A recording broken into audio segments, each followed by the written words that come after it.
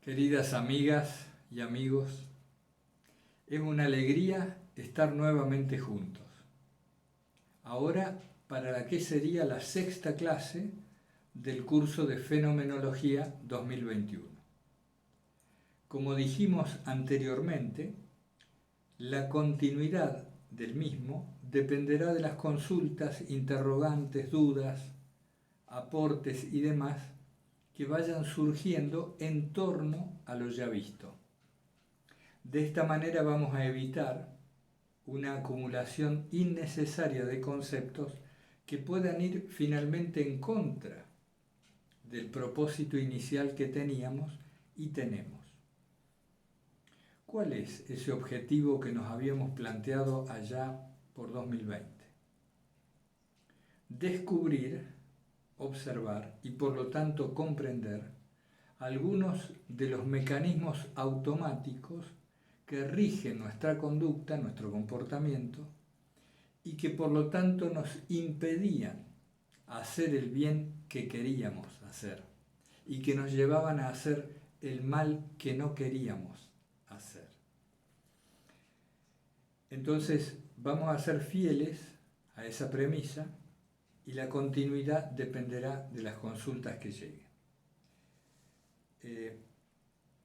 En el vídeo anterior les hice llegar un texto que se llama ¿Eso qué es?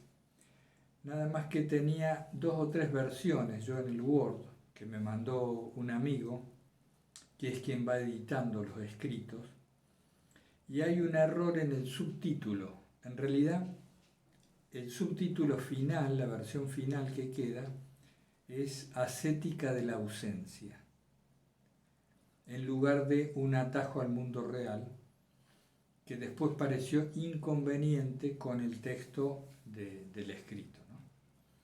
Así que ahí en la página web está puesto ya corregido el subtítulo.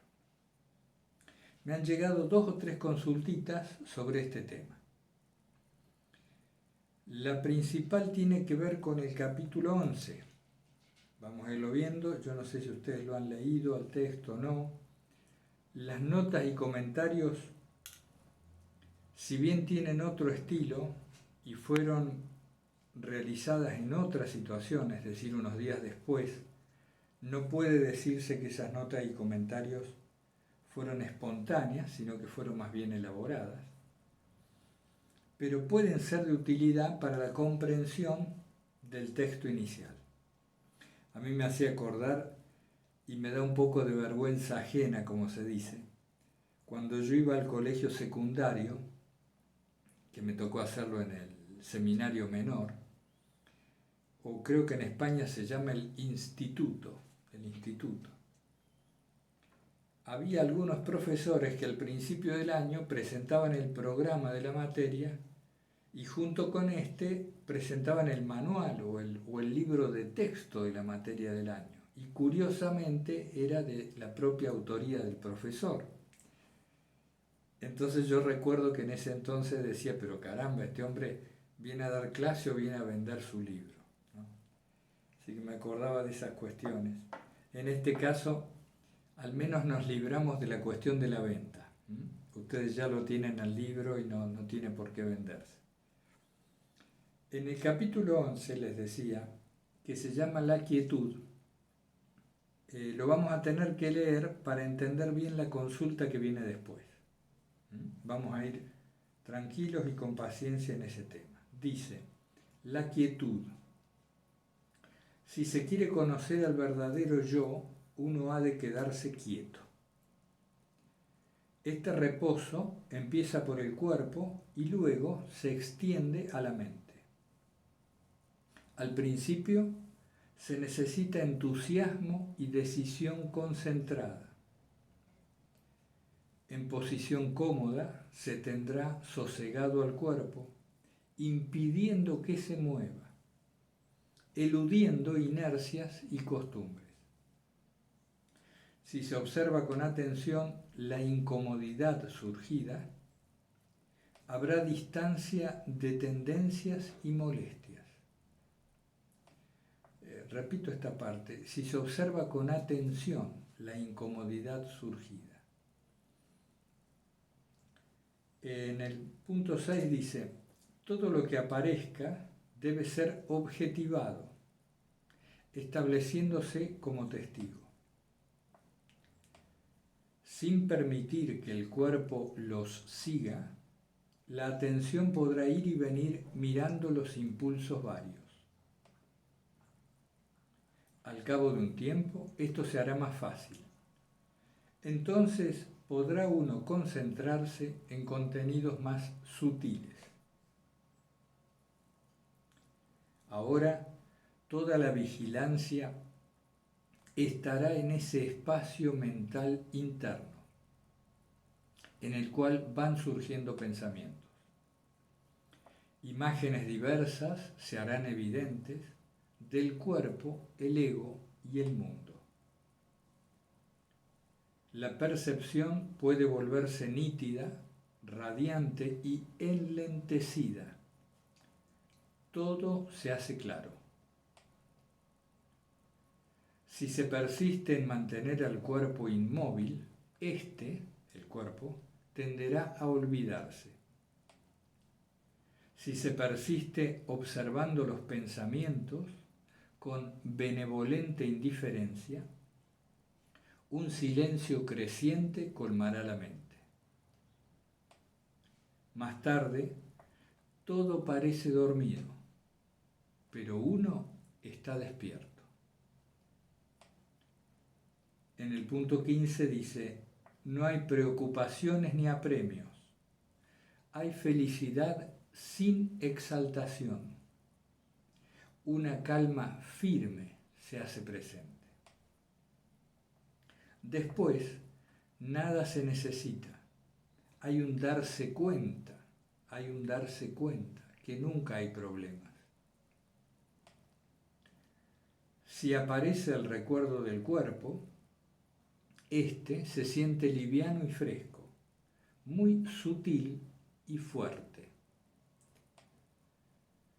Sentimientos de suave calidez emanan de la presencia y parece imposible haberse enojado alguna vez. Hay agudeza y penetración. Esto es importante. El pensar ha sido reemplazado por actos de comprensión. Llegado al término, se permanece íntegro en cualquier actividad, inmune a cualquier perturbación. En lo cotidiano hay un estar siempre en casa. Eso es felicidad y lo que siempre se ha buscado. Ahí estamos con el texto del capítulo 11 del Eso que es, y vamos a ir ahora a la consulta, a lo que ha llegado en consulta. Una o dos consideraciones antes. A raíz de este texto vino una pequeña pregunta que decía, ¿por qué se insiste tanto, se molesta tanto con este tema del ego? ¿Cuál es el ego y cuál es el problema con el ego y demás? En términos simples, a lo que aludimos en fenomenología con el tema del ego, es primero que nada a la noción de una individualidad separada. Es decir, como si hubiera un sujeto, vamos a suponer en este caso yo, quien les habla, como si hubiera un sujeto que fuera independiente del ambiente en el que está y del universo todo. Como si yo fuera por una parte y por otra parte el resto de las cosas. Pero resulta que esto no es así, porque aún que habla está totalmente imbrincado, relacionado de manera muy íntima y desde varios puntos de vista con todo lo que lo rodea o con el entorno en el que se halla. No estoy yo por una parte y por otra parte el espacio. No soy yo y las cosas que están aquí, sino que, como decíamos en algún vídeo anterior, al ser toda percepción, antes que nada una representación, las cosas, el mundo y todo lo demás está antes que nada en mí. O en otras palabras, eso y esto es lo mismo. Son abstracciones, nos enredamos en conceptos, pero bueno, algo tenemos que decir a ese respecto. Entonces, por una parte, el ego es esa noción de ser separado. Por otra parte, se lo puede abordar desde el punto de vista de la más comúnmente llamada egolatría, ese egoísmo, vanidad o importancia personal que tanto todos conocemos, que nos hace ser el punto de referencia universal. Esto me gusta, esto no me gusta, esto está bien, esto está mal en función de lo que yo he vivido, de lo que yo pienso, de lo que yo creo. El egoísmo, primero yo, antes que nada yo y mis extensiones. ¿Vieron ustedes que nuestros seres queridos, es decir, aquellos que yo quiero, que poseo, vienen a ser para el ego como extensiones de sí mismo? Entonces, le pasa algo a este ser querido y a mí me preocupa mucho, pero resulta que lo que le pasa al ser querido del que vive en la esquina, a mí no me preocupa tanto.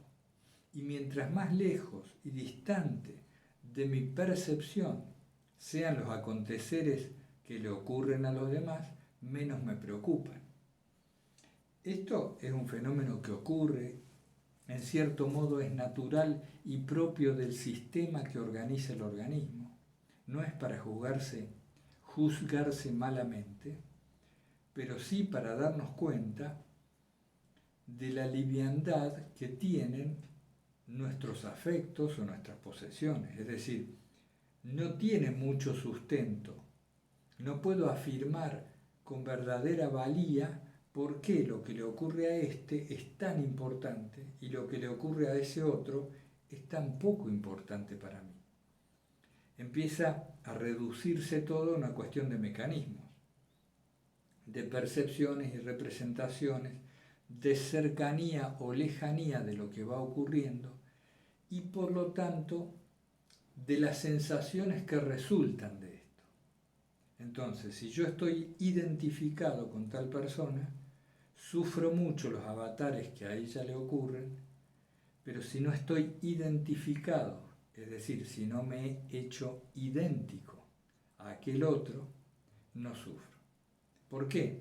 Porque en este caso, en el primer caso, ese otro es proyección de mí mismo. Ese es el ego. Esa sería una de las formas de ver el ego, esos dos temas. Y después, antes de ir a la consulta que va a ocupar el mayor espacio de tiempo de este vídeo, también referido al texto, el eso que es, me decía alguien, bueno, pero este no es un texto cristiano. No, claro, el texto surge, puede sonar pomposo decirlo así, pero surge desde una actitud universal, buscando un lenguaje o una transmisión universal de una experiencia. Universal quiere decir que sea católica, en el sentido de la palabra, no de la Iglesia católica, sino para todos, para cualquiera que se interese. Pero esto fue visto después, en reflexiones posteriores. No fue lo que ocurrió en el momento de surgir el texto. Como les decía antes, el texto vino, se escribió y ahí quedó. Después vienen las notas, los comentarios y alguna corrección de estilo en alguna palabra. Bueno, entonces, vamos ahora a la consulta que se suscita, muy interesante por cierto, sobre todo a partir de este capítulo 11. Bueno, amigas y amigos, vamos entonces con la consulta específica sobre el capítulo 11. La vamos a leer porque es interesante, dice así. Hola Mario, una consulta tras leer el texto Eso que es. La manera de oración que parece recomendarse en el capítulo 11 parece basarse en el simple observar de lo que se va presentando en el espacio mental, produciéndose la desidentificación con ello y un cada vez mayor silenciamiento hasta que sobreviene ese estado de plenitud que describes. Creo que es parecido a la meditación vipassana. Lo que veo es que el método es diferente de la oración de Jesús y a la oración de ponerse por fe en su presencia y silenciarse en ella, al menos hasta que sobreviene ese estado de plenitud. A mí lo que me pasa es que no puedo practicar tipos de oración que no sean cristocéntricos, porque es como si hubiera un temor que quizás ese tipo de oración me vaya a llevar a algún lugar agradable, quizás, pero que no es Cristo. Mentalmente, puedo tratar de convencerme de que como Cristo es todo lo que es, o todo es en Él, la vía de prestar atención a los fenómenos y desidentificarme de ellos, también me ha de llevar a Él. Pero es solo un parche mental que no calma esa inseguridad. Por esto, solo puedo practicar la oración de Jesús que está centrada en su nombre, o la de permanecer en silencio en su presencia por fe. Yo veo que tú antes también empezaste practicando la oración de Jesús y que ahora parece que practicas este otro tipo de oración. Entonces, quería preguntarte si es que llegado a cierto punto uno siente que debe cambiar la manera de orar, o es un modo de oración más avanzado, o si hay algún indicador de que uno debe hacer ese cambio. Entonces, vieron qué interesante, toca varios puntos el escrito. Yo le respondo a este participante que a qué se refiere con oración por fe y en la presencia. Yo no quería interpretar a mi modo, muy a mi modo, lo que él decía, sino que quería saber más en concreto. Entonces me responde respecto a la oración con fe en su presencia. Lo que hago es cerrar los ojos y relajarme, y empiezo a tomar conciencia de que el Señor está ahí presente conmigo, en ese mismo lugar y en ese mismo momento. E intento quedarme ahí relajado en su presencia. Si me surge, puedo decirle algo mentalmente y volver a quedarme quieto y callado.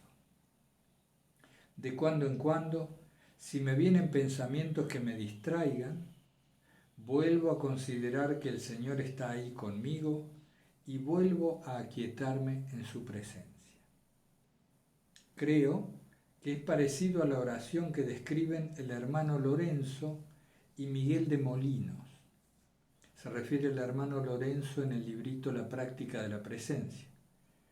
Y Miguel de Molinos, ustedes lo deben ubicar, quien fuera acusado tiempo atrás, muchos siglos antes, de quietismo, que en realidad era una forma de sicasmo.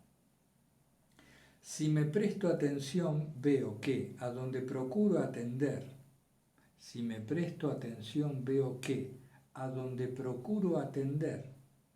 mientras estoy aquietado, es a la consideración de que Jesús está ahí conmigo en ese mismo instante. Normalmente oro con el santo nombre. Ese tipo de oración la suelo utilizar cuando estoy demasiado inquieto, sobre todo antes de comenzar la oración del santo nombre. Aquí pareciera decir, yo no le he preguntado, pareciera decir que la oración de la presencia o de permanecer con fe, en fe, ante la presencia, la practica antes del santo nombre. Así lo interpreto. Bueno, y después hace alguna otra consideración que ya es más, que no viene al caso. Perfecto. Bueno, ahí tenemos bastante material, mucha miga, como se dice. Vamos a tratar de, en primer lugar, yo lo que veo es lo siguiente. No hay un tipo de oración más avanzado o menos avanzado que otro. Eso es mi sentir. A veces, incluso en filocalía, uno escucha que algún monje dice porque están los principiantes, los medianos, los perfectos y no sé qué. Está bien, son maneras de, a lo mejor, categorizar o clasificar las diferentes experiencias o etapas del camino y pueden haber sido útiles o son útiles en el contexto de que se trata. Pero no nos conviene ver a un tipo de oración o a otro como más o menos avanzado. ¿Por qué razón? Porque las personas tenemos mecanismos y estructuras básicas muy similares, pero en otra cuestión somos muy diferentes. Cada uno es una singularidad, aunque esto no implique necesariamente la noción de individualidad o de separatividad, pero hay una singularidad. Yo cuando escucho los pajaritos cantar en el jardín, que gracias a Dios son muchos y profusos, aquí donde vivo, puedo reconocer en el canto de todos ellos la misma música. Y sin embargo, cada pajarito tiene su matiz, ¿no? Un poco eso creo que nos pasa a los seres humanos. Y además, como en cierto modo estamos peregrinando o estamos caminando hacia nuestro hogar verdadero, este caminar atraviesa distintas etapas. Me gusta mucho la alegoría o la metáfora del monte. Ese monte, como si hubiera una gran montaña cuya cumbre está mucho más allá de las nubes, no se puede ver con los ojos. Un monte en cuya cumbre vive Dios o la presencia divina. Y a esta cumbre se puede llegar por muy distintos caminos. Desde las laderas más bajas, por diferentes estribaciones, hay multitud de modos de ascender hasta esta cumbre.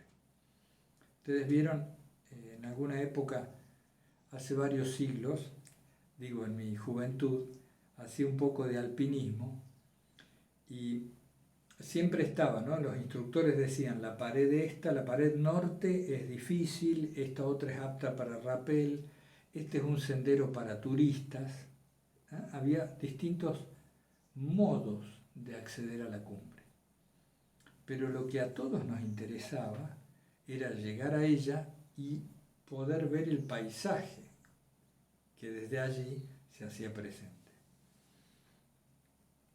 Entonces, quitándonos la noción de una oración más o menos avanzada, simplemente nos quedan métodos, prácticas, ejercicios, formas. La oración de Jesús, en mi caso, por ejemplo, la uso más en situaciones difíciles que en situaciones de bienestar. Porque al presentarse el bienestar en el cotidiano, esto se ha emparentado con la presencia de Jesús y de Dios.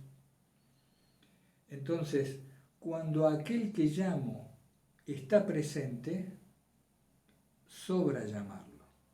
Llamarlo parece innecesario, así se siente. Pero hay quienes hacen, como tú dices, o maneras diferentes.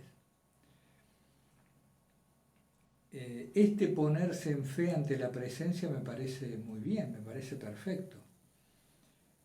¿Sabes? Lo importante, creo, es cuando aludes a esto de Cristo.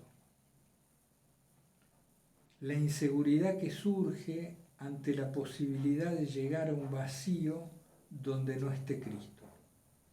y que cuando te dices mentalmente, no, pero Cristo es todo lo que es, Cristo está en todas partes, etc., esto te resulta como un parche mental, ¿no? Es muy cierto. Entonces, la pregunta importante me parece es, cuando dices que esté Cristo, ¿a qué te refieres? Esto de cuando esté Cristo ha de ser en ti una representación y una sensación muy clara. Eso es lo que importa. Eso es lo que importa. Hay un punto donde el budista, o el maometano, o el de cualquier otra religión, hay un punto donde ese otro dice estar en contacto con su Dios. Es mi convicción de que ese punto es el mismo en todos. Nosotros le llamamos Cristo, ¿es verdad?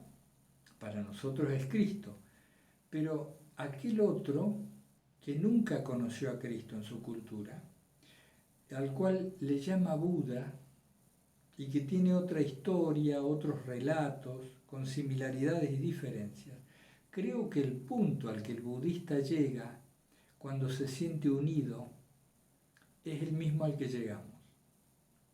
Esto puede ser discutido, claro, pero digo, hay un punto interior de contacto con lo divino que es universal. Lo que no es universal son las diversas particularidades culturales, epocales, regionales, etcétera, etcétera, que tienen que ver con los nombres y con las formas que le hemos asignado a la divinidad. Pero esa no es la divinidad. Tú lo sabes, lo sabemos. La divinidad no tiene nombre ni forma en cuanto reconocemos que el nombre y la forma es algo que se nos presenta así a nuestro modo de estructurar mentalmente las cosas. Es decir, yo me acuerdo cuando era pequeño que Dios se me aparecía como aquel anciano barbado, de barba blanca y larga, de gesto bondadoso, de manos grandes que nos contenían. Después empezó a aparecer aquel Dios de Miguel Ángel o de la Capilla Sixtina que extiende su mano hacia el ser humano, y distintas iconografías y representaciones. Pero al paso del tiempo uno se da cuenta que Dios, caramba, que eso es un antropomorfismo, es decir, no sabemos, no hemos visto el rostro de Dios, o no se puede ver.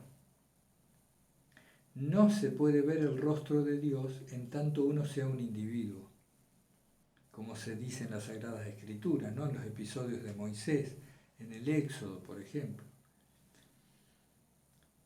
No solo hay que descalzarse, sino que hay que desaparecer, dicen, para ver ese rostro. Y en el momento en que veamos ese rostro, no seremos nosotros, como persona, quienes accedamos a ello. Estaremos ya unidos a esa divinidad, sin negar, a lo mejor, la persistencia de cierta conciencia de singularidad. Es un tema que habrá que ver, ¿no? Las palabras embrollan más que aclaran.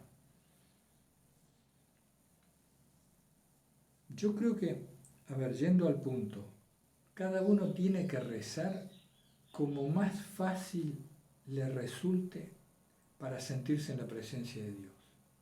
No hay una oración mejor que otra. Lo que importa es si esa oración, ese método, esa forma te acerca a la presencia de Dios. El punto es, esta presencia de Dios, ¿cómo se hace manifiesta en ti? ¿A qué le llamamos presencia de Dios? Ese es el tema también. Porque una cosa es lo que se dice y otra es lo que se escucha. ¿A qué le llamamos presencia de Dios? A ese estar siempre en casa, a ese estarse siempre en el hogar. Yo les comentaba, creo, en algún vídeo anterior, el fenómeno de cierta familiaridad amorosa que se percibía al ir caminando por algunos lugares en oración o lugares por los que uno solía frecuentar en actitud contemplativa, y esta familiaridad amorosa se percibía como un estar en el hogar, estar siempre en casa. A eso le llamo presencia de Dios. A mí se me presenta mediante la oración del Santo Nombre de Jesús, se me presenta a veces como un espacio de silencio que de pronto irrumpe, lo enlentece todo, a la vez lo embellece y lo torna sagrado, y a veces se presenta como un percibir sin estar consciente de uno ser el que percibe. Son diferentes momentos. Pero claro, cada uno verá. Yo he conocido una persona de vida consagrada, vida religiosa, hace unos años, que vivía atormentada porque no podía sentirse en la presencia si no era ante el sagrario. Fíjense lo que le pasaba a esta persona. Vivía en un monasterio y demás, y cada momento que pasaba lejos de la capilla y fuera de la percepción del sagrario, con su luz encendida, se sentía en angustia. Pero los tiempos de oración que se podía permitir en ese silencio y en esa contemplación eran para ella lo más sagrado del mundo. Una cosa curiosa, pero tenía asociada la cercanía al sagrario, a la forma consagrada, con la presencia de Dios, muy diferenciada de la presencia de Dios que pudiera encontrarse en todos los otros momentos. Y esta forma sacramental de la presencia se le había hecho una cierta forma de dependencia. Y bueno, era el camino, la etapa, el momento. Voy a revisar el texto a ver si puedo darte mi opinión respecto de otros puntos que has tocado. Bueno, sí, ahí revisando notas veía, está el tema de una mención que hiciste a la meditación vipassana o vipassana. Tuve oportunidad de hacer uno de sus retiros, que duran 10 días, son unos retiros muy bien organizados, muy bien armados, con 10 o 12 horas de meditación diarias durante una semana, en silencio. Este método centra el asunto en la atención a la respiración, por sintetizarlo de manera extrema. Y es cierto, sí, tiene afinidades esto con aquello. Sin embargo, creo que la base y el punto al que se dirige la meditación vipassana no es exactamente el mismo, aunque creo que es un método de meditación muy útil. ¿Qué es lo útil? ¿Qué es a lo que tienden los métodos de meditación, contemplación u oración? En primer lugar, a concentrar la mente, habitualmente dispersa en innumerables pensamientos divagatorios, a concentrarla en un punto. Ese es un primer paso, creo, inevitable. Pasar de estar distraídos a estar concentrados. Sería un modo de decirlo. Yo recuerdo, a mí se me enseñó, se me instruyó hace muchos años ya, ante la dificultad que tenía para concentrar la mente, a escuchar un audio. Se me hacía escuchar un audio con una misma frase a fin de que educara la atención a ir a ese punto. Fíjense el método que se usaba. Por supuesto hay muchos otros.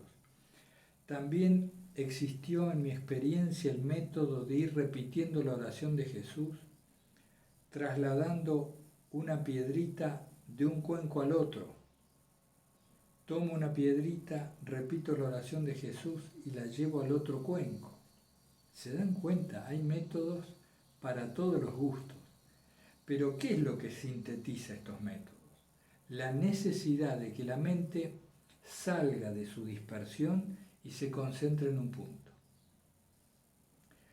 Si este punto de concentración mental es la oración de Jesús, muchísimo mejor, porque le asociamos a la mera técnica o a la mera práctica, le asociamos el sentimiento de la presencia de la divinidad que el nombre nos trae.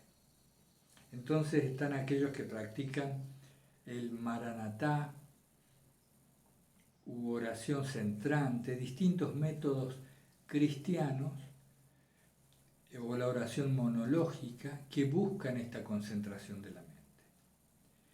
Esto sí podría definirse como un paso importante, el punto desde el cual vives disperso al punto desde el cual vives más bien concentrado en lo mismo. Una vez que estamos concentrados en lo mismo, en esta oración, esto nos pone de manifiesto un montón de divagaciones, de faltas de atención, de inconsciencias, egoísmos y demás, de los que antes no estábamos conscientes. Ahora sí. Como hemos decidido concentrarnos en un solo punto, se pone de manifiesto todo lo que no es ese punto. Y este puede ser otro paso. ¿Cuál es el otro paso? Aquel en el cual decidimos ignorar, podríamos decir, nos consagramos de corazón a ignorar. Nos consagramos de corazón a ignorar de una vez y para siempre todo otro pensamiento que no tenga que ver con Jesús, con Dios o con la forma en que a nosotros se nos manifieste la divinidad. Esa irrupción de lo sagrado en el cotidiano. Entonces ahí ya tenemos como arrinconada la mente. La tenemos en un papel secundario. Hemos decidido ignorarla. Sea el método que sea el cual usemos, la oración de Jesús, la atención a la respiración, la atención a la percepción en el momento presente, hacer las cosas como si fueran liturgia, etcétera, etcétera. Sea cual sea el método que usemos, nuestra vida va quedando, se va centrando en un punto. Y eso sí sería un gran avance.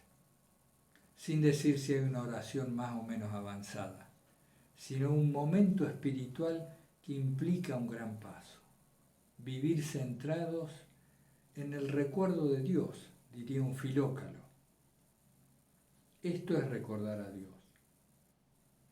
Darme cuenta cada vez que no me pongo en su presencia. La oración que describes de ponerse en fe en su presencia me parece muy buena, me parece perfecta.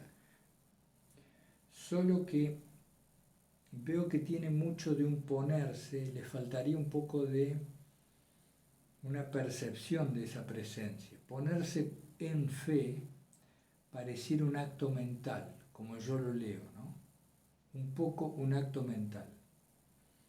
Es un tema que podemos seguir tratando, podemos seguir viendo. Aquí hay algo más. Se menciona un indicador. Si hay un indicador de cuando uno debiera pasar de un modo de oración a otro. Sí, yo creo que el corazón nos va diciendo. El corazón nos va diciendo.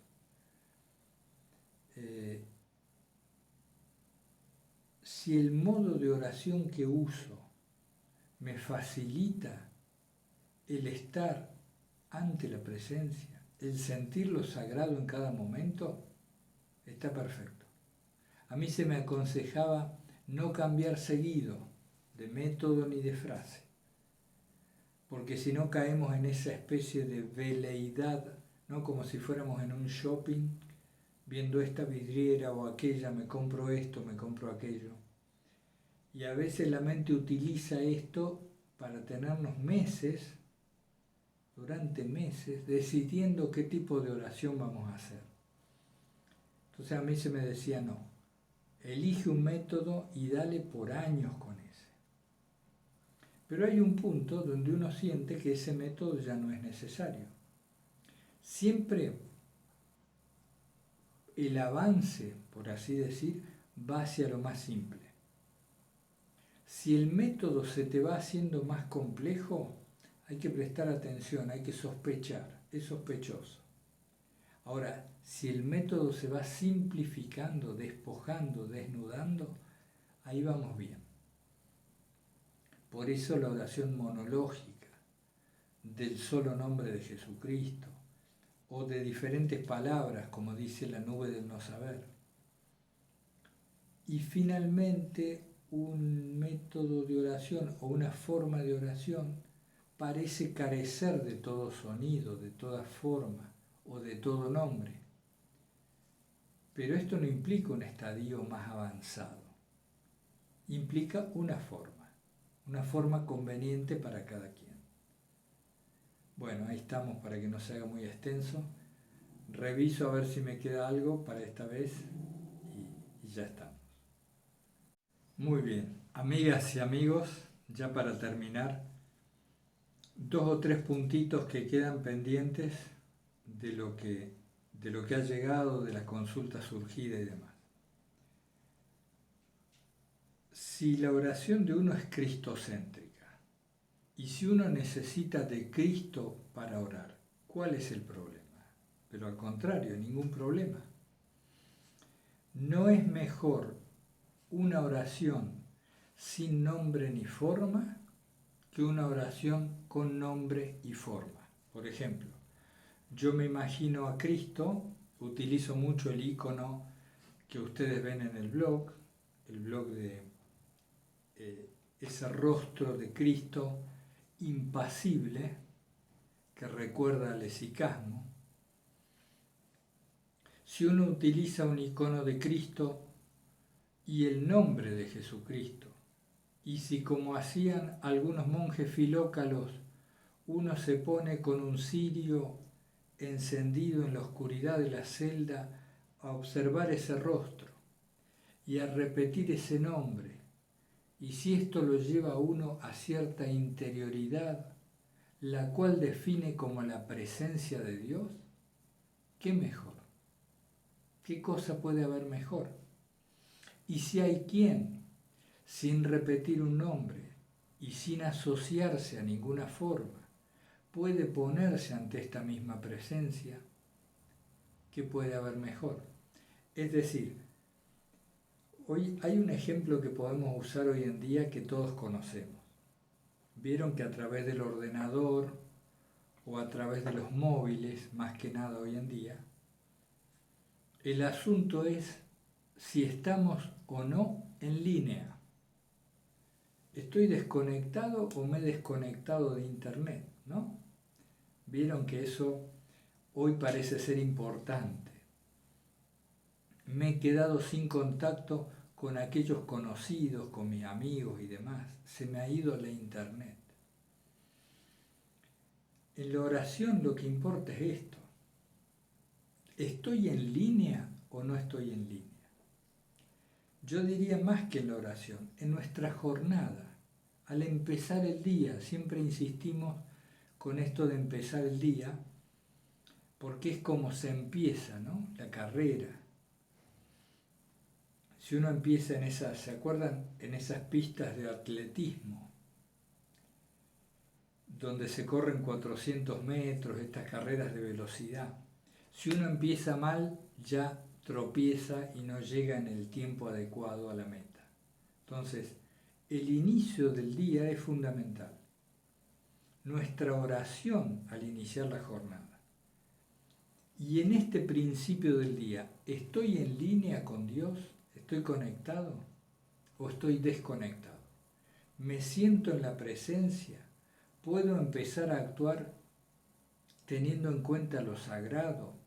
O mejor aún, mis movimientos empiezan a ser parte de una liturgia, de una ceremonia de alabanza, ¿o no? Si la respuesta es no, utiliza lo que sea para volver a conectarte. El método de oración que más te plazca, que más necesites en ese momento. Y un buen parámetro tiene que ser la facilidad para conectar. Lo que más me ayude a conectar. Bueno, creo que ese es el tema central, ¿no? Después, les quería hacer dos consideraciones sobre el capítulo 11. Fíjense, hay un tema que ayuda muchísimo que dice en el punto 4, en posición cómoda se tendrá sosegado al cuerpo, impidiendo que se mueva, eludiendo inercias y costumbres. Esto de la posición cómoda es interesante porque a veces podemos llegar a creer que hay cierta posición, quizá demasiado erecta, o de este o de aquel modo que es la correcta. Lo más importante en la posición que se adopte para la oración contemplativa o la búsqueda de la unión con Dios es la comodidad de esta posición en tanto no nos lleve al sueño. Eso es todo. ¿Para qué agregarle incomodidad a la ya persistente dificultad que tenemos en concentrar la mente? Si al cuerpo lo sentimos lo menos posible, mejor. Para esto se necesita cierta comodidad. No tiene que ser tan laxa que nos lleve al sueño. Ese sería un punto. El otro, fíjense que aquí sí hay un cierto trabajo, un cierto pequeño esfuerzo que implica tener sosegado el cuerpo, es decir, lo ponemos en una posición quieta e impedimos que se mueva en principio. Porque si nosotros le damos rienda suelta a las inercias y costumbres del cuerpo, ustedes lo habrán visto, lo que sucede es que nos empezamos a rascar, a mover, a acomodar y de aquí para allá infinitamente. El cuerpo siempre va a querer movimiento, porque el movimiento es lo que le da un indicador de que está vivo y que por lo tanto está cumpliendo su función. Cuando lo dejamos quieto aparecen los picores, las incomodidades, los dolores. Bueno, en un primer momento, si esto podemos permanecer a pesar de esto, impidiendo que el cuerpo siga estas inercias, eso será muy beneficioso. Tampoco una cosa que nos torture, simplemente tender a ello, ¿no? Y entonces en el punto 5 se decía, si se observa con atención, esto es todo. Si se observa con atención la incomodidad surgida, habrá distancia de tendencias y molestias. Si se observa con atención la incomodidad surgida, habrá distancia de tendencias y molestias. Me duele la rodilla, me duele la mano, me pica la oreja. Y en este ejercicio de oración que se plantea en el capítulo 11, si se evita que el cuerpo siga lo que estas molestias indican, de manera que uno permanezca como testigo de esto que surge, esto facilita enormemente luego el acceso a un espacio de silencio. Un espacio de silencio que se experimenta, por lo general, como una textura del percibir interno. Un amigo le llamaba hace años un recinto anecoico, que no tenía sonidos, ni sabores, ni nada, pero en el cual se percibía una textura. Y esta textura del silencio interior es muy reconocible por lo distinta a las experiencias habituales que solemos tener. esa textura interior de este espacio amplio y silencioso que parece estar dentro, pero que en realidad es lo que contiene todo, esa textura es lo que llamamos la divina presencia o la presencia de Dios en nosotros. Así que bueno, ahí tenemos un poco de intercambio sobre el tema. No nos extendamos demasiado. Les mando un abrazo fraterno a todos, invocando el santo nombre de nuestro Señor Jesucristo. Hasta pronto.